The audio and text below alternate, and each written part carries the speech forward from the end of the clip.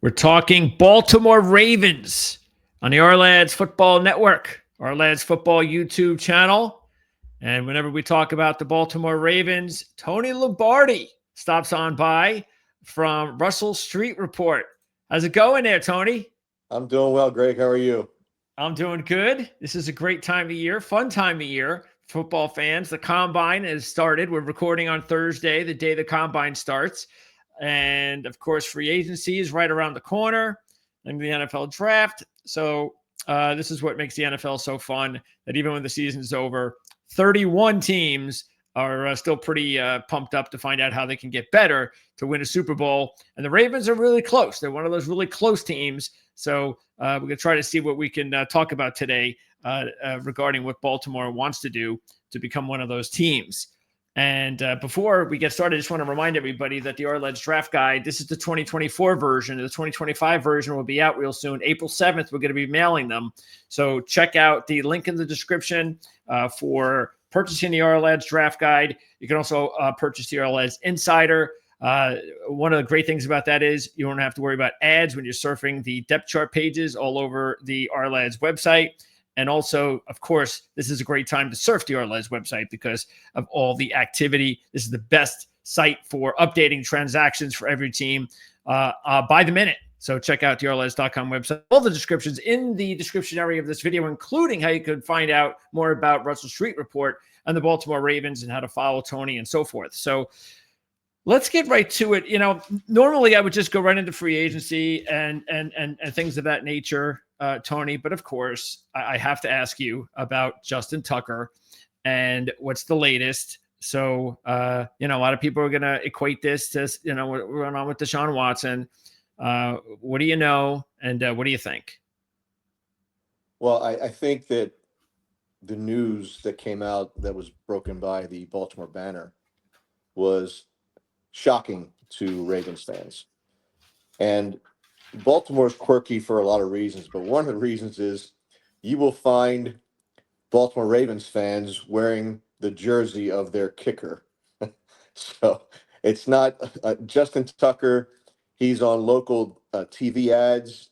He's a Renaissance guy. He's an opera singer, speaks 6 or 7 different languages. Okay. Just an all-round talented guy. And, he's a man of deep conviction with his faith.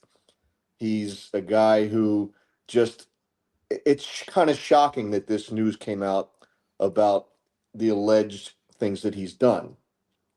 There is a big part of the fan base that just wants to cut bait with him right away because I think they're so shocked and upset that he, of all people, has been, accused of doing these things.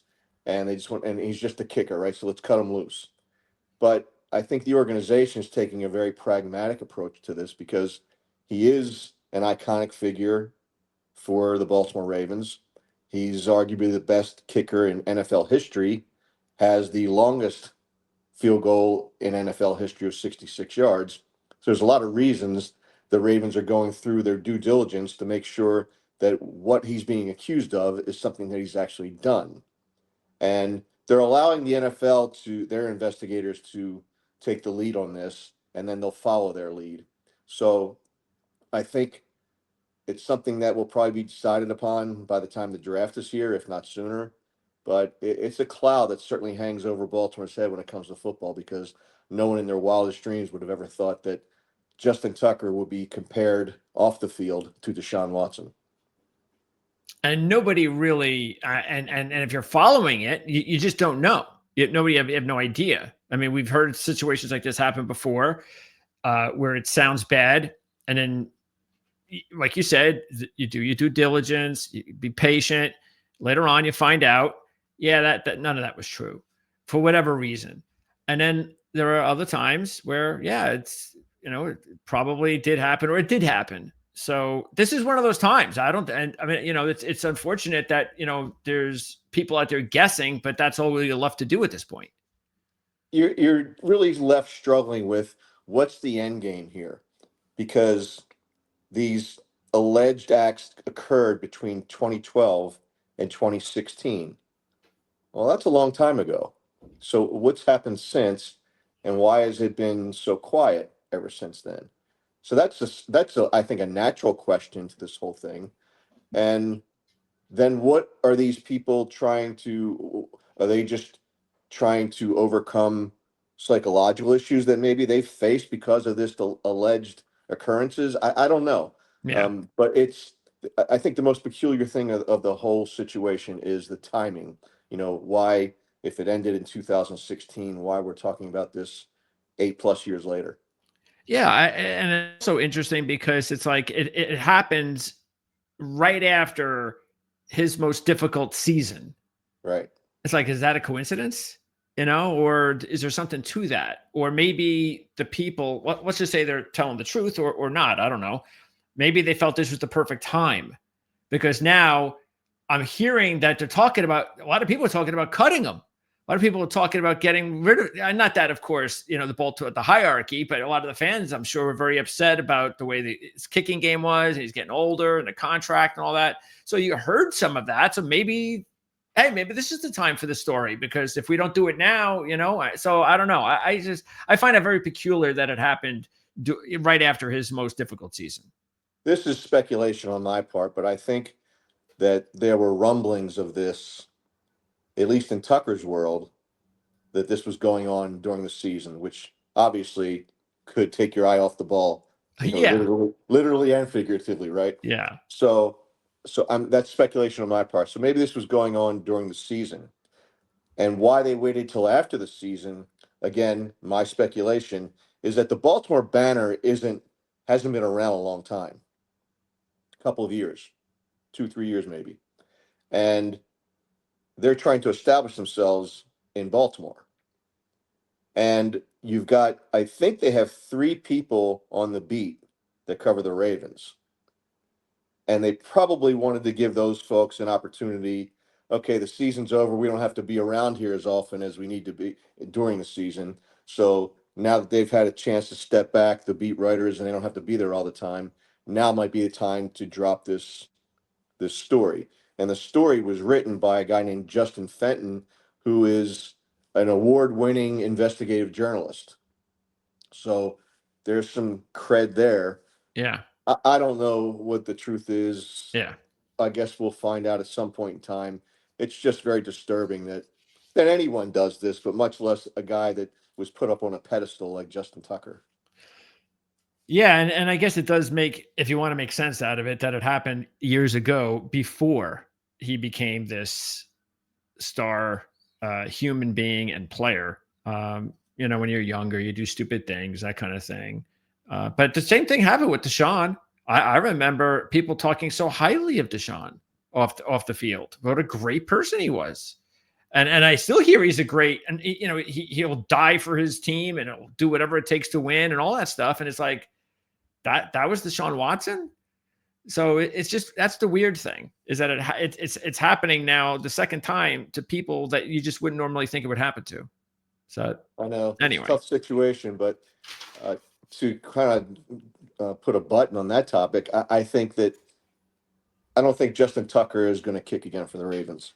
okay, all right, That's my take on it. I don't think he's going to kick again for the Ravens, and I think that the Ravens probably have already made up their mind about that. If you read between the lines, some of the things that John Harbaugh and Eric DeCosta were saying at the combine on Tuesday, I think if you read between the lines, you might find something in there that suggests that they're going to move on from Justin Tucker. So, well, it remains okay. to be seen, but I think that they're doing the smart thing, although it's not fans want action yesterday, right? But I think they're looking at, they've got to take the long view on this, particularly for Yes, they somebody should. who has contributed so much to the organization. Yep, he deserves that. It would be a bad look if they did it quickly, Agreed. and then maybe things that weren't as bad as they thought, and that's happened before. Okay, so on this kind of subject matter, let's talk about, because I want to go into free agency, and I usually will talk about cap cuts after I ask you about the free agents, but let's just go from Justin Tucker to Mark Andrews. So what do you think? Do you think Mark Andrews is back? I don't know. I think it's 50-50. And the reason I say that is because they've got an unusual situation with their tight end. They've got a really good tight end room with obviously Mark Andrews, Isaiah Likely, and Charlie Collar. All of them are free agents in 2026. Okay. Every one of them.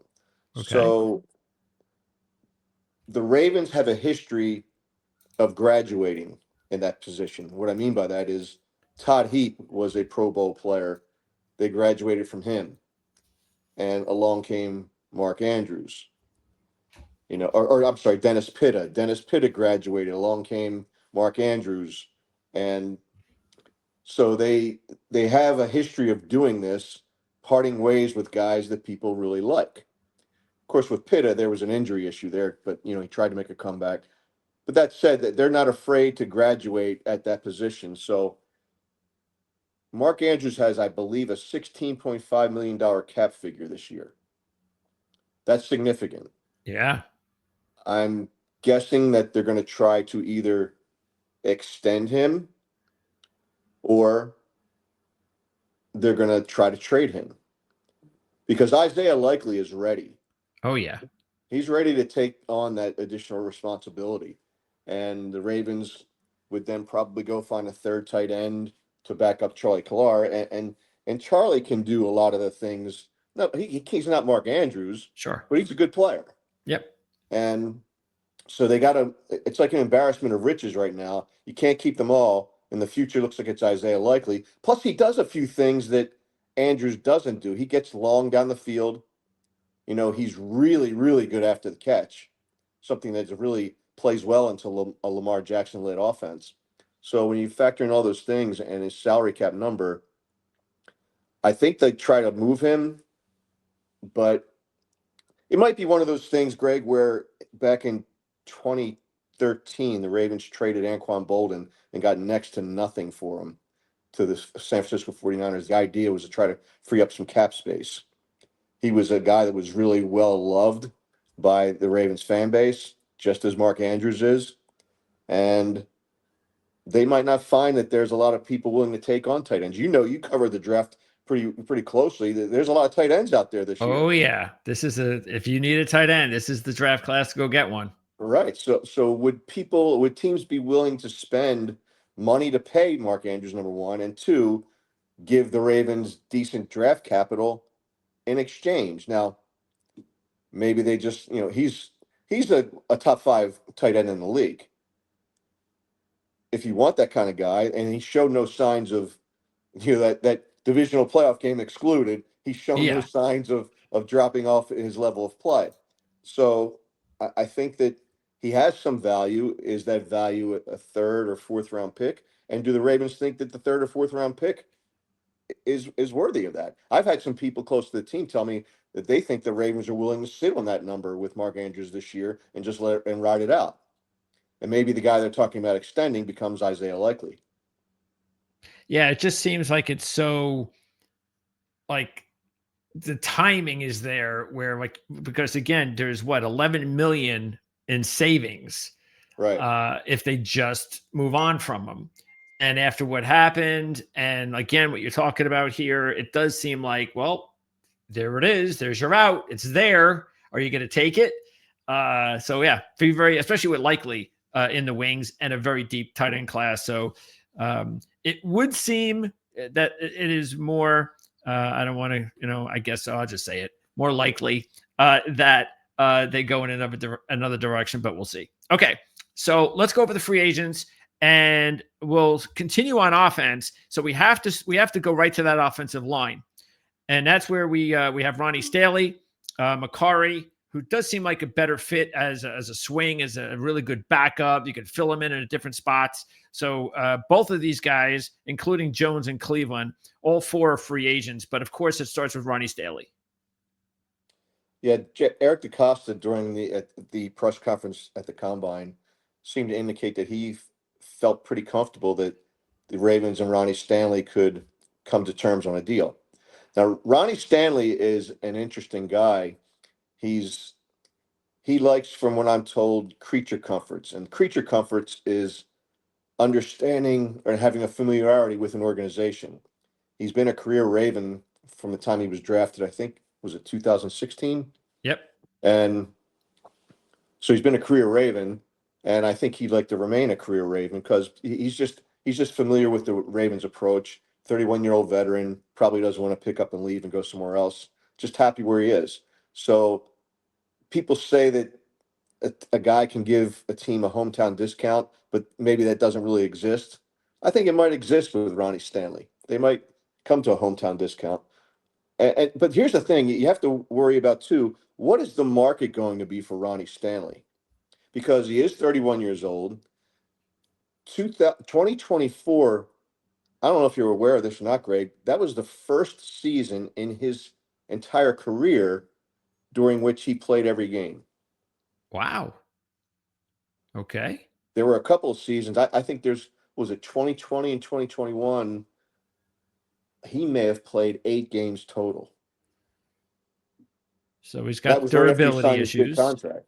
Yep. So durability. So a 31-year-old tackle with durability issues, and let's say if he plays like he did in 2024, and you can project that going forward, well, he's probably an 18 or $20 million tackle per year.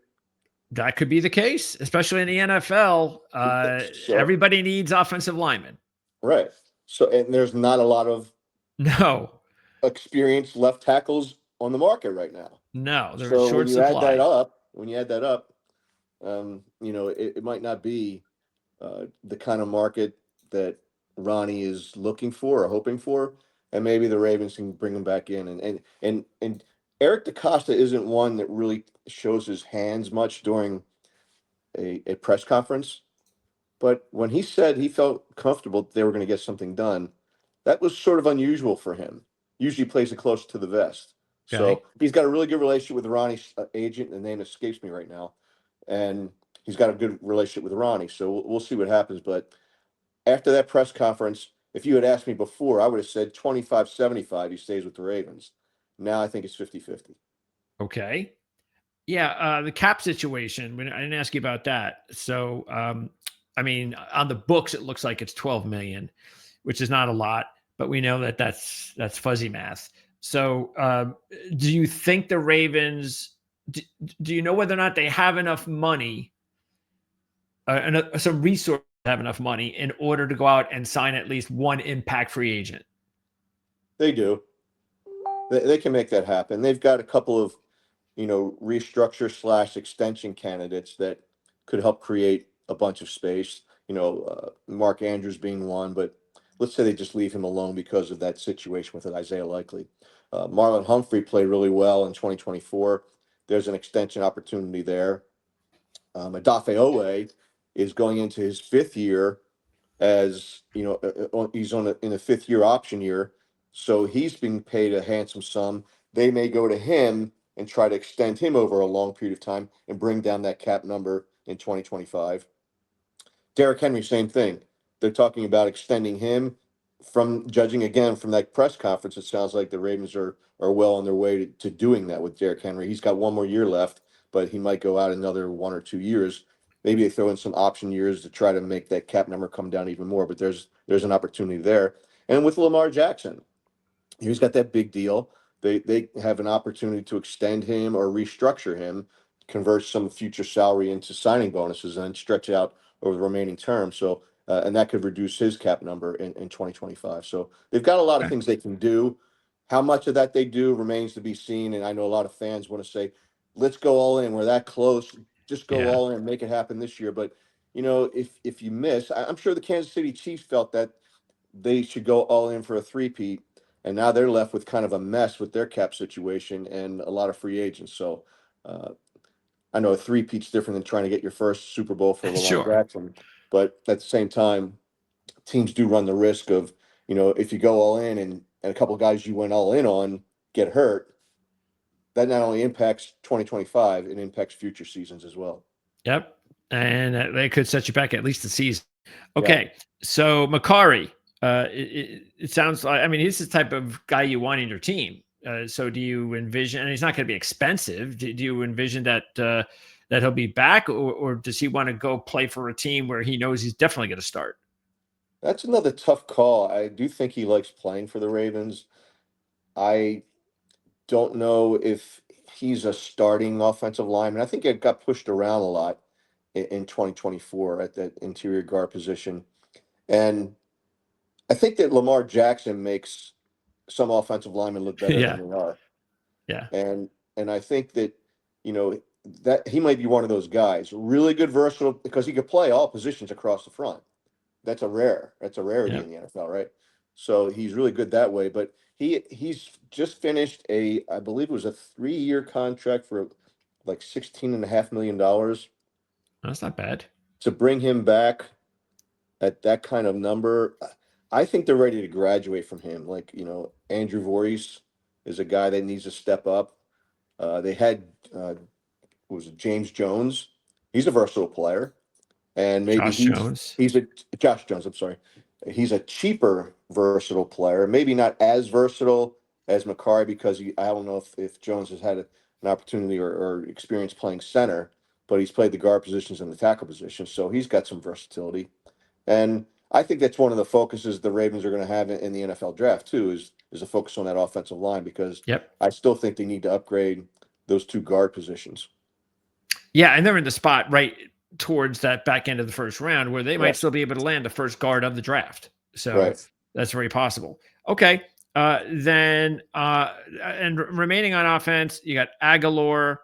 Matter of fact, 5 receivers are free agents, but we know, of course, Deonta is not coming back. But you got Aguilar, Sims, Wallace, Hardy, and you got Ricard at fullback, and the number 2 quarterback are all free agents. Who do you think they're targeting to come back? I think of those guys, Ricard will come back. I think that Todd Monken really learned how to use him in a really productive way. There's not a lot of demand for fullbacks in the NFL. No. So put those two together, I think they figure out a way of bringing Ricard back. Tylan Wallace, I think, is a player who's ready to step up. It seems like whenever he touches the ball, he makes big plays, but he doesn't touch the ball enough. So maybe they give him that opportunity finally to do more of that. I think that Aguilar, I think he dropped off from like 35 catches in 23 to maybe 14 catches Yep. in 24. So I don't know that you need to pay a veteran, $3.5 million a year to make 14 catches. He doesn't offer anything on special teams, so Tylan Wallace does. I think there's a better chance that Tylan sticks around than Aguilar. Although Aguilar's had a decent stay here, well liked in the locker room, kind of a leader in that room, in the wide receiver room. They like to have a veteran presence, but he did very little in 2024, so I think they'll move on from him. Okay. And do you think Johnson will be the backup, or the Ravens will look elsewhere? Well, if they look elsewhere and they want a veteran that's better than Johnson, which there are probably several out there, they're going to have to pay more, and they're tight up against the cap. So depends on where they want to invest their cap resources. But you look at the Baltimore Ravens. Who are the Baltimore Ravens without Lamar Jackson? Very ordinary. So without Lamar Jackson, do you really want to invest a lot of money in a No, backup?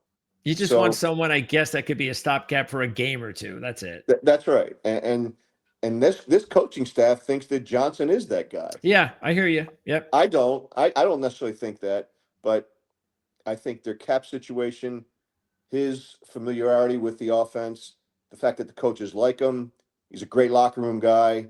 He's a buddy with Lamar Jackson.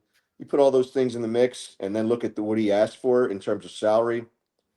I think he might stick around another year. And maybe at some point they will. Who knows? Maybe they don't until Lamar's older. But at some point they might decide to spend a late round draft pick on a young quarterback that fits the mold, an athletic guy, because that seems to be a very smart way that they are putting the number 2 guy on the roster. That he has similar traits to Lamar. We know that nobody's Lamar, but yeah, we've seen it before work there, and maybe that's something that Baltimore might do. Maybe not this year, but it could be something they do in the near future instead of constantly going after, veterans every year or two. So, Yeah, Okay. the trick with that is you kind of alluded to it that Lamar Jackson is such a unique player, and when you build an offense around such a unique player, you have to have someone with similar skill sets that can run that offense the same way. Like in other words, you couldn't have a Joe Flacco kind of player be the backup to Lamar No, Jackson. no, absolutely not. That would not You know, work. so that they had a guy who's on the practice squad, a quarterback. What was his name? Leary. Oh, okay. Yeah, Devin Leary. Devin Leary, yeah. They drafted him with a sixth. I think it was a sixth round pick last year, Yeah. and I wasn't impressed at all with him in training camp. Everybody kept saying, "Well, he's got a strong arm." First of all, I didn't see the strong arm that they were talking about, and second of all, the strong arm was all over the place. So Yeah.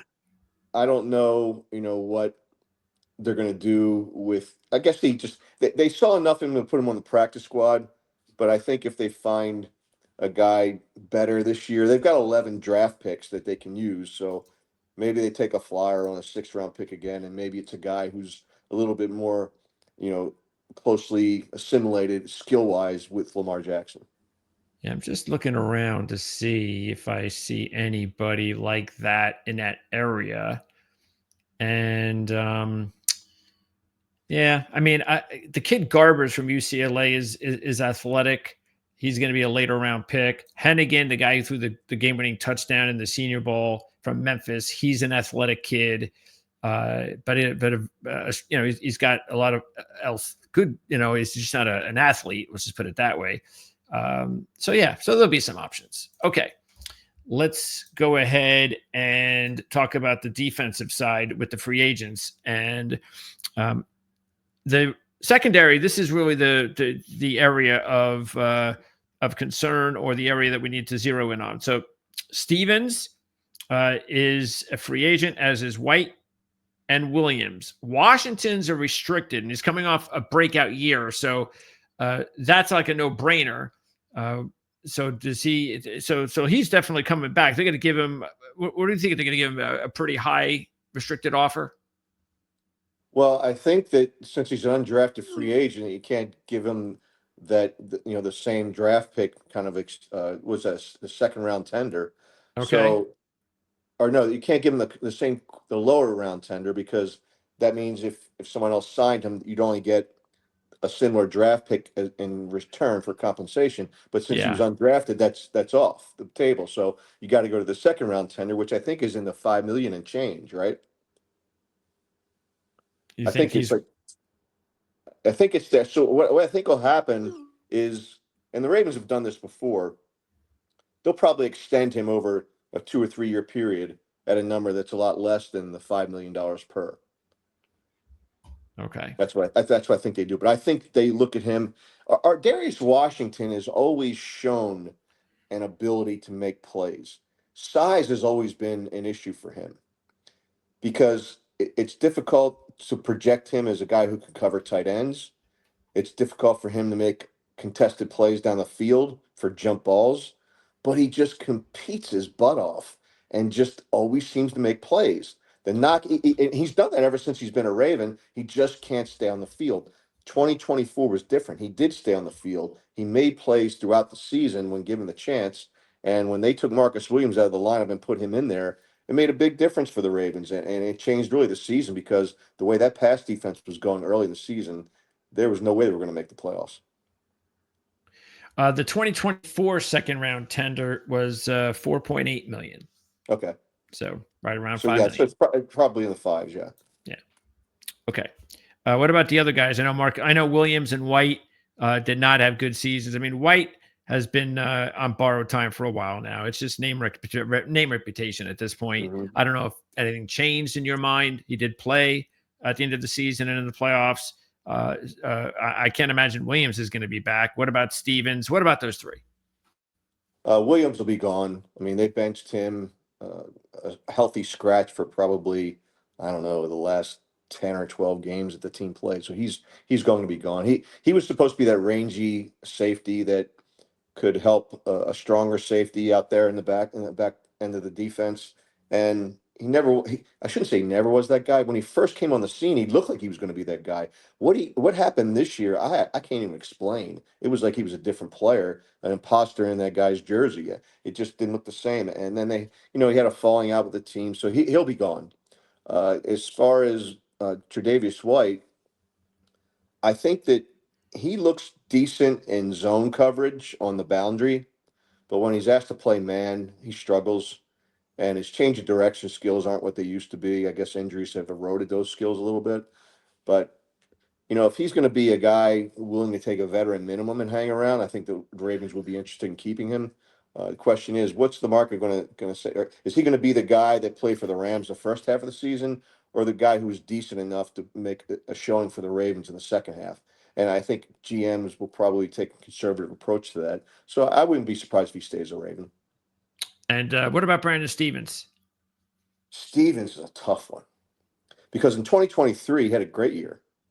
Really good cover corner. Looks like he was going to be the next guy to cash in and make some money. There was even talk that he would be the guy that would get the money going forward, and Marlon Humphrey would be the guy that they'd part ways with. Wow. A year changes a lot. And Brandon Stevens became a guy that people didn't target all that much in 2023 to the guy everybody went after in 2024. And there were some changes on the back end of that coaching defense. Denard went over to the Titans, became their defensive coordinator, and the Denard Wilson, and they lost. And so you wonder if that was something that affected Brandon Stevens, because he Sure. always seemed to be in position, just never seemed to turn his head. Never had terrible ball skills, and that improved so much in 2023 that you're looking for a common denominator to what happened in 23 that didn't happen in 24. Yeah. Well, the only thing I can think of is Denard Wilson wasn't there, and so they brought in some new coaches on the defensive side. They Okay. brought in, a safety guy. He's going to be a DB coach. Is Donald DeLassio. He came from the Chiefs, been there for a few years. They brought back Chuck Pagano. So they have another new coach too, Tyler Santucci. You catching a pattern here? Yes, I am, Santucci, Mr. DeLassio, and Lombardi. Pagano. Yes. Says So Greg DePalma. right. Yes. So I think that bringing a Pagano back, if Brandon Stevens were to, because what he would have earned if Eric DeCosta came to him earlier in the season and said, "I want to extend you now," and maybe he did, and maybe the number was just not what Brandon Stevens wanted, and so obviously that didn't get done, and now Yeah. you're looking at saying, thankfully that didn't get done. Yeah. We have to figure out what's up with Brandon Stevens now. If he comes back and plays a 1-year prove it deal with Chuck Pagano and he does it again, then maybe either the Ravens look to extend him themselves or he makes more money in the open market. But right now, I don't know how much stock you put into PFF grades. I know the coaches don't put a lot of stock into that, but Yeah. but if you do, then you look at Brandon Stevens and he's going to be a free agent. Well, he's not going to make a whole lot of money in free agency, not anywhere near if had he been a free agent in 2023. So that's a long-winded answer for you, Greg. But I think that there's a chance that Stevens could be back on a very team-friendly deal that is incentive-laden. And then there's also the opportunity or possibility that I don't know, maybe Denard Wilson and with the Titans, maybe Denard Wilson Yep. gets the Titans to offer him a big contract. Very true. Yeah. So now they drafted Tampa, and he was one of the few guys. Ravens were a pretty healthy team last year for the most part, but Tampa did not. He didn't even play at all, right? What was his injury? He had a leg injury. I'm trying to think if it was a knee, if it was an ankle, or Achilles. I don't. It was a leg injury, and so they took a real soft approach with him. They basically redshirted him. So I think that there are some people in Baltimore that think that Tampa could be that surprise guy at safety this year if the Ravens don't make a play in the Okay. draft. So we don't even know yet where his best position is going to be. No, but he's got good speed and he seems to be willing to play a physical game. Kind of speaks to being a safety if he doesn't have the top end speed that they want for corner. Okay. And the other Harrison, he's the last guy. Malik Harrison. Do you think he's going to be back? Well, there's another guy, Chris Board, that they kind of flip flop back and forth, the two of them, to cover up for um, the Clemson rookie. Escapes my mind. Trenton Simpson. Oh, Trenton Simpson. Yeah. Yeah, everybody thought he was going to be a plug and play for Patrick Queen. It didn't work out that way. So they came up with this plan. It was kind of a twofold plan. They would change the safety position, put Kyle Hamilton back there with a Darius Washington instead of Marcus Williams and Eddie Jackson, who were a disaster back there. And then with linebackers, the Ravens were getting torn up early in the year in the intermediate passing game. And they blamed that in part on their linebacker coverage, and that was coming from Trenton Simpson or lack thereof. So they made this change to, depending upon down and distance, to play either Malik Harrison or Chris Board. Okay. So I look at those two, and I think the Ravens seem to always find a way of defending the run, and that's kind of Malik Harrison's thing. And Chris Board is better in coverage, but he's not. He's decent in defending the run. Malik Harrison is awful in open space. His was once said to me by a Ravens executive about a player who couldn't cover very well. He'd say he couldn't cover a corpse with a blanket. Okay. So that's kind Nice of Malik. scouting report. Yeah, Malik Harrison is a guy who's good teams player, good around the line of scrimmage. I don't. I think the Ravens are going to draft an inside linebacker with one of those picks, maybe Okay. two. I don't know. And when they do that, I think it's going to be one of those guys goes, if not both. But I don't think Okay. they keep both of those. Chris Board and Malik Harrison. If somebody asked me which of those I would prefer, I would say Chris Board because of his special teams acumen and because he covers better. And in this day and age, I think that's a little bit more important than it is to have just a run stuffer, particularly when you have Roquan Smith on your team. Yeah, and again, 2-for-1. So you get special teams and coverage ability. Makes a lot of sense. Speaking of special teams, who else? Who else would be considered the top special teams? Who's the team's gunner? That kind of fluctuated. I mean, they had that special teams it needs a boost overall, Greg. I think that their Okay. coverage teams have been like average at best. You'd see that their spacing looked disjointed at times. So I think they tinkered around with a couple of different combinations, and there wasn't really a per se gunner that on each side that they could count on. They just didn't seem to be a thing. Plus, when they go for it on fourth down from their own 20, you don't need a punter, do you? Yeah, yeah. Because I noticed that too with the return game. It seemed like there was. I was trying to figure out who the hell was their number one returner, kick returner, I think it was. And it was like there's like 6 guys with like 3 or 4 returns each. It's like I guess they didn't find one. So Well, I think that what they concluded, and I kind of had this opinion when I went out and watched that new kickoff alignment in training camp. I said the return person isn't really conducive to a guy like a Deontay Hardy. It's more conducive to a guy with running back skills yeah, yeah. because of the way it's configured, right? Now, punt return is the punt return, so that hasn't changed. But that kick return, I think it's really built for a running back. And so the Ravens had some success with Keaton Mitchell when he got healthy. And of course, with Justice Hill, who's just like, he's like a Swiss Army knife for the Ravens. He just does a lot of everything. Okay, so let's now get into team needs. Have you had time to put this in order, or do you just have a bunch of needs and then maybe we'll put it in order later? I can give you what I think are the most important needs. Good. Let's do that. We touched on it earlier. I think offensive line. Okay. I think edge rusher. And when you say offensive line, do you mean just guard, or obviously that depends if they sign Stanley or not?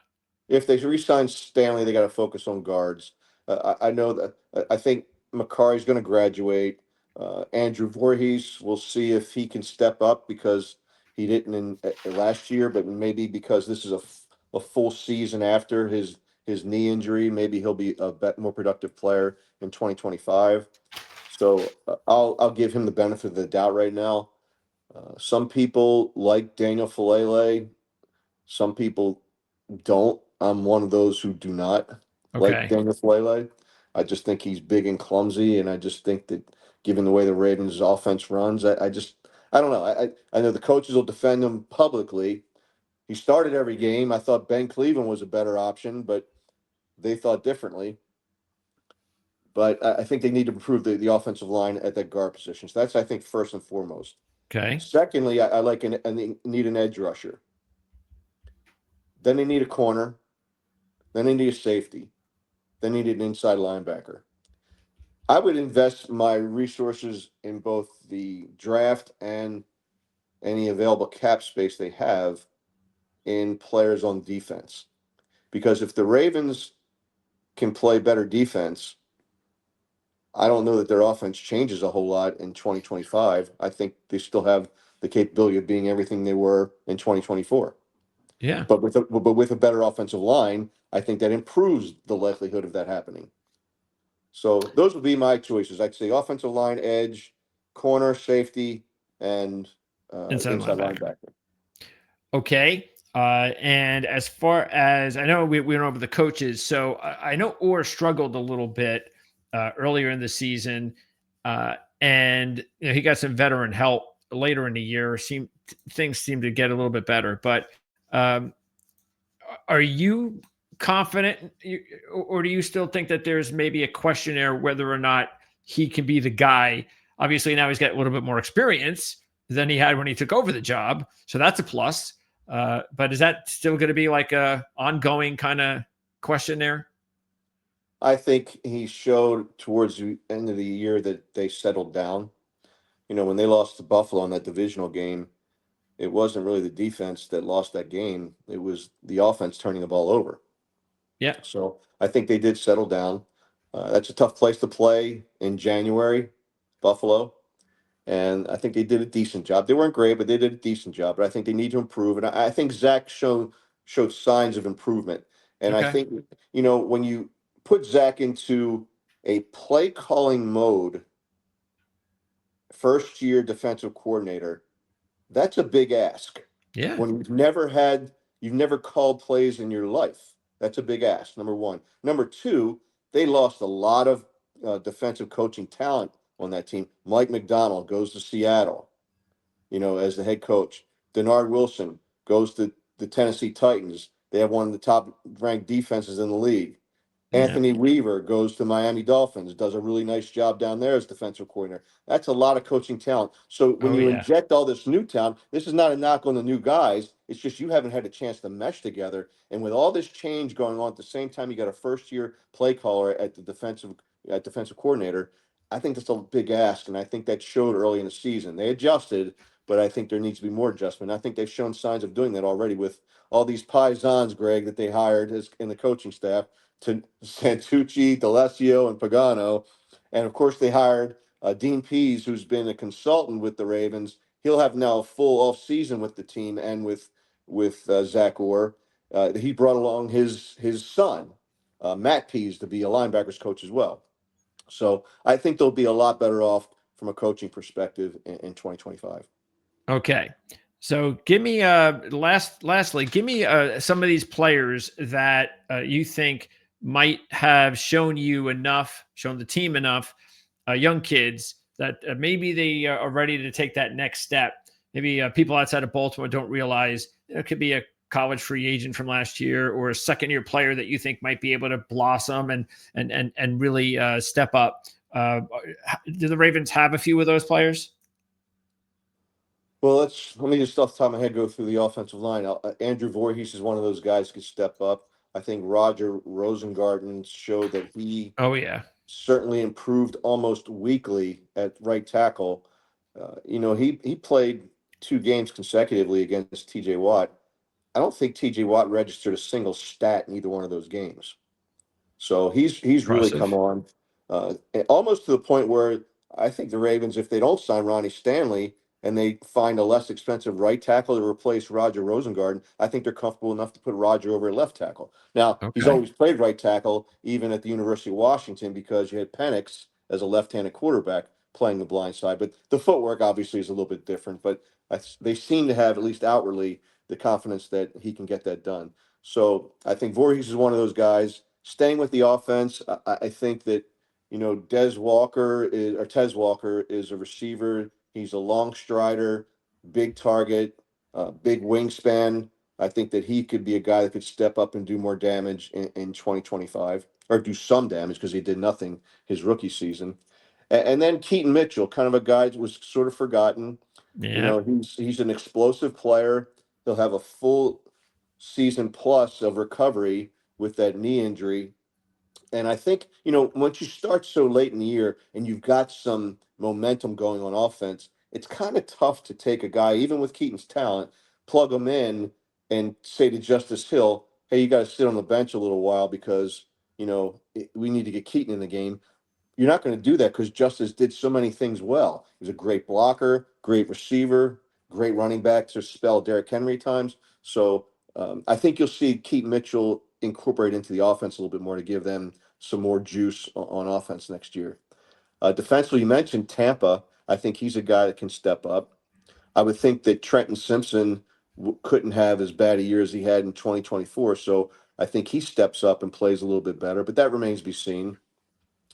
Along the kid that they drafted from Penn State, you would probably know this, the edge rusher. They drafted him in the third round Isaac. last year. Yes, yes. Isaac, I think that he has shown some signs of not emerging, but signs that there's something there to work with. Okay. And with Chuck Smith, who's really good at teaching these edge rushers some moves, I think that that's a guy who can make some noise in 2025. And then you've got uh, Wiggins on the corner. I think he showed that he had a good rookie season, but I think he's just going to build on that. And I also think that with a off season of conditioning, now that he's a professional and can dedicate his life to that, I think you're going to see a better, more physical and improved player out of Wiggins than you had. Even he probably made an all rookie team, but he's one of those guys that just I think can build upon that season. So in all those areas, I think that the Ravens can improve with those guys stepping up. And how did Tavius Robinson play? Statistically, his numbers were up. So what do you think they have there with Robinson? I think he's a guy who's really stout on the edge in rushing defense.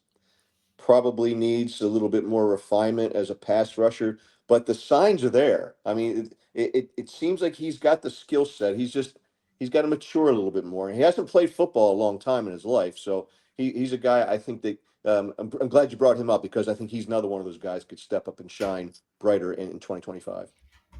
All right, excellent. I think I've got all of the Baltimore Ravens data in my brain that can help me out this offseason. I've gone through just about everything that I think I could go through. So I really appreciate it as always, Tony. It's my pleasure, Greg. And we look forward to wrapping up the offseason when we speak again after the draft. Unless something really crazy happens, big story. Not sure if that's going to happen to the Ravens between now and the draft, but you never know. And then I'm assuming you guys are just wall-to-wall coverage. Did you have someone at the Combine? We have someone last year, but we found that besides just interviewing people here and there, that watching it on TV It's just as easy. And it's a lot less expensive. So. Yeah, I hear you. I know. It's a good experience. That's the thing. You definitely go, check it out, see how it's like, so you know what you're dealing with. But yeah. And now we're getting this thing about all of a sudden with all the changes in college football. Now all of a sudden we're starting to hear more and more players that don't want to go to the Combine. You almost feel like, is that the next step? Are we going to now be in a situation where like in 5 years you're going to have like fourth rounders and fifth rounders only at the Combine, and everyone else is just going to say, "Oh, go to my pro day," where I can be in control of of my practice habits. It's So all anyway. about the Benjamins. Oh yeah, and they sure they let the cat out of the bag with that one. So nothing you can do about it. Can't put it back in. No, All right. genie out of the bottle. No. All right. Excellent as always, Tony. Appreciate it, and we'll talk soon. Thanks a lot, Greg.